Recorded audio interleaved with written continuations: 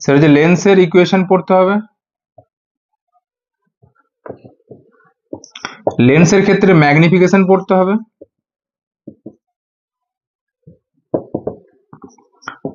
তারপর যেটা দেখতে হবে সেটা হচ্ছে লেন্স মেকারস ফর্মুলা, কিন্তু খুব ইম্পর্টেন্ট। লেন্স মেকারস ফর্মুলা পড়তে হবে। আচ্ছা, পাওয়ার অফ এ লেন্স পড়তে হবে এবং কম্বিনেশন অফ লেন্স এই জিনিসটা দেখতে হবে। হ্যাঁ,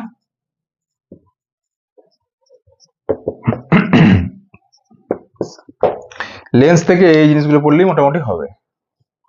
এরপর যেটা দেখতে হবে সেটা হচ্ছে ডিসপারশন থেকে। ডিসপারশনের কিন্তু ডেফিনেশনটা ইম্পর্টেন্ট আছে। সেখান থেকে ডিসপারসিভ পাওয়ার দেখতে হবে,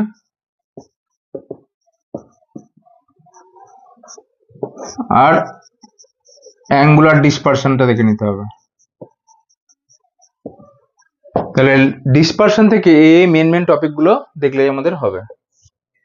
আর দেখো যেটা আছে সেটা হচ্ছে লাস্ট নয়, আরেকটা আছে, সেটা হচ্ছে স্ক্যাটারিং। স্ক্যাটারিং এর ক্ষেত্রে যে ওই যে স্ক্যাটারিং পাওয়ার যে ফর্মুলাটা আছে, proportional to omega to the power 4 1 by lambda to the power 4 ওয়েভলেন্থের রেসপেক্টে যে ভেরিয়েশনটা, এখান থেকে কিন্তু নিউমেরিক্যাল আসতে পারে। তাহলে ডিসপারশন থেকে এইগুলো দেখতে হবে, আর স্ক্যাটারিং থেকে এই জিনিসটা দেখতে হবে। নেক্সট হচ্ছে যেটা অপটিক্যাল ইনস্ট্রুমেন্ট থেকে। দেখো,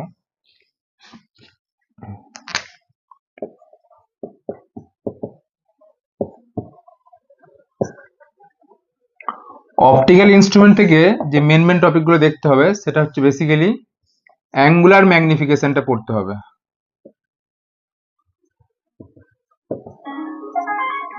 আর যেটা দেখতে হবে সেটা হচ্ছে যে চোখের বিভিন্ন defects of eye and their remedies. মানে যেটা হচ্ছে ধরো ওই যে চোখের ধরো মায়োপিয়া, হাইপারমেট্রোপিয়া এই জিনিসগুলো দেখলে, এবং